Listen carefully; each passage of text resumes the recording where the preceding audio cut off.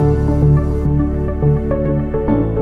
वालेकुम व्यूअर्स, मैं हूं आपका होस्ट हिशाम खान और आप देख रहे हैं हमारी special podcast series let's talk education. ये podcast series Pakistan coalition for education के ताउन से पेश की जा रही है। आज की एपिसोड में हमारे साथ मौजूद हैं जनाब सनाउल्लाह खान नियाजी साहब, जो इस्लामाबाद के एक पब्लिक स्कूल के प्रिंसिपल हैं, और इसके साथ साथ शहजाद मिठानी साहब, जो सीनियर प्रोफेशनल हैं एजुकेशन चाइल्ड राइट्स इन प्रोटेक्शन के। सनाउल्लाह साहब, गुफ्तगू का आगाज़ आपसे करते हैं। आप पाकिस्तान के मुख्तलिफ इलाकों में as an educationist, as a head of institution public school के साथ आपका ताल्लुक़ रहा है अभी तक। हम आपसे ये जानना चाह रहे हैं कि आपकी ऑब्जर्वेशन और आपके एक्सपीरियंस में आप क्या समझते हैं कि जो तालीम के मसाइल हैं हमारे बच्चों के, हमारी बच्चियों के लिए, उनको क्या मसाइल पेश आते हैं पब्लिक स्कूल्स में, नंबर वन। और दूसरी बात ये कि एज अ एजुकेशनिस्ट या as a head of institution administrators के क्या मसाइल होते हैं बच्चों को तालीम, जो क्वालिटी एजुकेशन है वो फराहम करने में। आपके एक सवाल में बहुत सारे सवाल आते हैं, लेकिन मैं कोशिश करूँगा कि इनको जो है ना मिनिमाइज़ करूँ।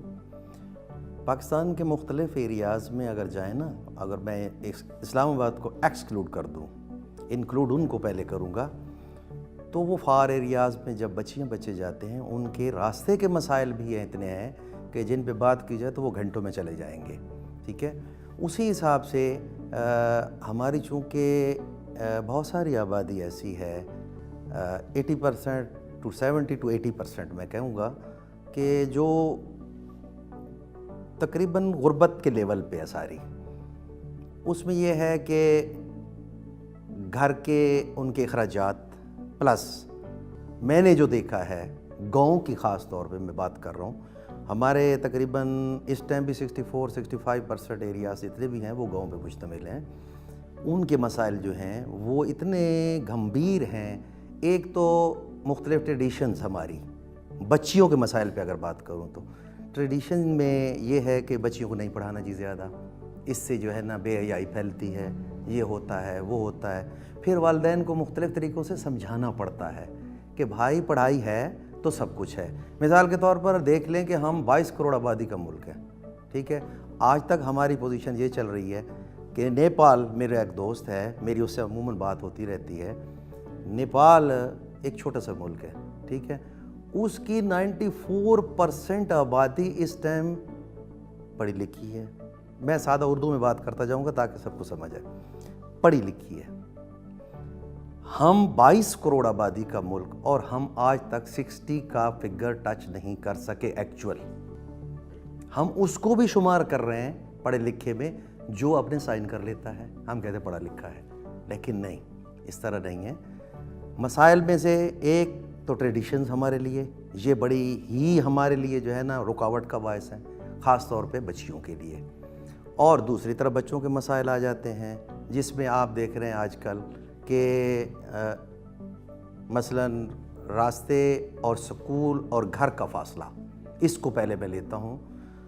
घर और स्कूल के जो फासले हैं, ख़ास तौर पर देहातों में 65% एरिया जो पाकिस्तान का है, उसमें किलोमीटर्स का हिसाब से जाना पड़ता है।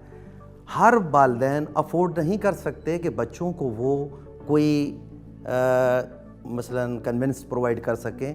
मैंने अमूमन ये देखा है, पाकिस्तान के मुख्तलिफ एरियाज़ में ये चीज़ देखी है कि वो पैदल ही स्कूल जाते हैं बच्चे।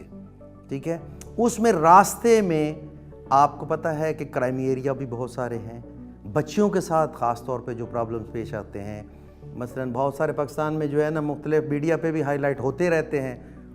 सैकड़ों मसाइल ऐसे होते हैं जो वालिदैन बेचारे मीडिया पे हाईलाइट करना ही नहीं चाहते, लेकिन उनके साथ बहुत कुछ बीत जाता है। मैंने तो ये देखा है। और जहाँ तक मैं आ जाऊँ, अब इस्लामाबाद की तरफ आ जाता हूँ। पाकिस्तान में तो चलो मुख्तलिफ गाँव के मैंने थोड़ी सी हल्की सी पिक्चर दे दी। इस्लामाबाद की तरफ आता हूँ। इस्लामाबाद को भी मुसीबत यह है कि अभी तक ये नहीं देखा गया कि इस्लामाबाद को 2 हिस्सों में तकसीम करना चाहिए। एक इसका देहाती एरिया जो है, इसका एक स्कूल बनता है, तो उसको टच करने के लिए जब स्टूडेंट आते हैं तो वो भी किलोमीटर्स के हिसाब से आते हैं। और मैंने देखा कि इस्लामाबाद का जो देहाती एरिया है वो ज़्यादा गुरबा पे मुश्तमिल है, ज़्यादा गरीबों पे मुश्तमिल है। और उनके वालिदैन चूँकि खुद अनपढ़ हैं, और उनको घर जा जा कर हम ये पैगाम देते हैं, उनको कन्विंस करते हैं कि बच्चियों की, ख़ास तौर पे मेरी एक आदत है, बच्चियों से मैं स्टार्ट लेता हूँ کہ بچیوں کی تعلیم کو فوکس کرو، کل ان کا مستقبل ہے، کیونکہ ہماری آبادی کا یہ نصف ہے، ٹھیک ہے. حتیٰ کہ میں نے یہ بھی دیکھا ہے، مسائل پہ تھوڑے سے آ جاؤں تو میں نے یہ بھی دیکھا، اسی اسلام آباد میں نے دیکھا ہے کہ بچیوں کو والدین یونیفارم تک پرووائڈ نہیں کر سکتے. کتابیں تو شکر ہے گورنمنٹ آف پاکستان دے رہی ہے، اسلام آباد گورنمنٹ دے رہی ہے، فیس نہیں ہے، لیکن اس میں ایک مسئلہ یہ بھی ہے کہ اسلام آباد کا ایک سکول، اگر مثال کے طور پہ میں کہوں کہ میرا ایک سکول ہے ادھر آئی 12 میں، اس کی میں بات کروں تو یہ سکول جس لوکیشن پہ ہے اس میں میرے پاس اتنے مسائل ہیں. میں آپ کو بتاؤں، ایک سائڈ ہے اس کی 3 سائڈ سے ٹریک. اب مجھے بتائیں کہ سکول کے لیے اب بچے کہاں سے لائے جائیں؟ ٹھیک ہے جی، بچیاں اور بچے. پھر یہ ہے کہ ہمیں یہ ہے کہ اللہ کے ہاں بھی تو جواب دہ ہونا ہے. اس کے لیے پھر ہم گھر گھر جاتے ہیں، دور جتنا 2 کلومیٹر پہ ہے، 3 کلومیٹر پہ ہے. ہم گئے، میرے ٹیچر گئے، ہم نے جا کے والدین کی منتیں کی کہ آپ بچیوں کو بھیجو. انہوں نے مسائل اپنے جب بتائے کہ جی ہمارا تو جو ہے نا جی صبح کی ہے، شام کی روٹی بھی نہیں ہے، تو ہم بچوں کو کیسے بھیجیں؟ کوئی ہمارا منڈی میں کام کر رہا ہے بچہ، ہم کسی کو منڈی میں کام کرے گا، اس کے 300 روپے 400 روپے آئیں گے تو گھر چلے گا، ہم کیسے؟ پھر ہم ان کی اٹریکشن کے لیے پھر میں نے ایک تجویز نکالی. میں نے کہا یار ایسا کرتے ہیں کہ ہم کوئی جو ہے نا ڈونر گروپ تلاش کرتے ہیں. اس کے لیے پھر میں نے مختلف جو ہے نا صاحب استطاعت لوگوں سے رابطہ کیا.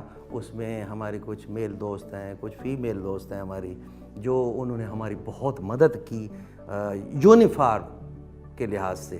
سب سے پہلا چونکہ ایک گھر میں گیا تو والدین نے مجھے یہی کہا کہ ہم تو یونیفارم شوز تک بھی نہیں دے سکتے بھائی، پڑھنے کے لیے کیا بھیجیں. تو پھر اس کے لیے پھر میں نے خاص طور پہ ایک، میں آپ کو بتاؤں، ایک NGO بھی ایک مل گئی تھی مجھے، اس سے میں نے رابطہ کیا. ان کے میرے خیال میں وسائل جو تھے بڑے محدود قسم کے تھے، انہوں نے میری کچھ ہیلپ کی. پھر صاحب استطاعت لوگوں نے میری ہیلپ کی. اور کین یو امیجن کہ وہ ٹائم آیا کہ 150 سے اوپر تعداد تھی بچیوں کی ہمارے پاس، اور 150 کی تعداد کو ایک وہ دن میرا خوشی کا دن تھا، بڑا مزے کا دن تھا کہ جب ان غربا کے بچوں کو، جو کوئی 2 کلومیٹر سے آ رہا ہے، کوئی 3 کلومیٹر سے آ رہا ہے، کوئی 4 کلومیٹر سے، کیونکہ وہ جب ایک بندہ شام کی روٹی افورڈ نہیں کر سکتا، وہ بیچارہ کنوینس کہاں سے افورڈ کرے گا؟ پیدل آتے تھے، خوشی ہوتی تھی، ہم ان کو اپریشیٹ کرتے تھے. جو میں نے اسکول میں یہ بھی کہا ہوا تھا، کوئی بچہ لیٹ بھی ہو جائے، بچی لیٹ بھی ہو جائے، آپ اس سے مسائل ضرور اس سے پوچھیں کہ بیٹا کوئی مسئلہ تو نہیں پیش آیا راستے میں. مسئلہ پوچھیں اگر کچھ بھی نہیں آیا، لیکن کہنا کچھ نہیں ہے اس کو. کیوں کہ وہ پیدل آ رہی ہے، اس کا باپ جو اس کی ماں افورڈ نہیں کر سکتے.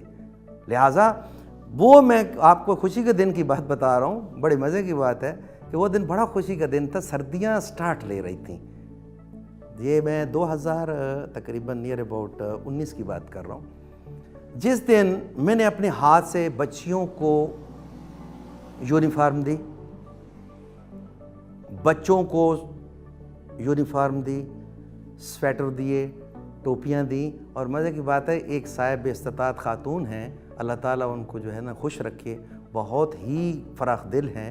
انہوں نے باٹا کے مجھے سارے بچوں کے شوز لے کے دیے، 150 بچوں کے، ٹھیک ہے.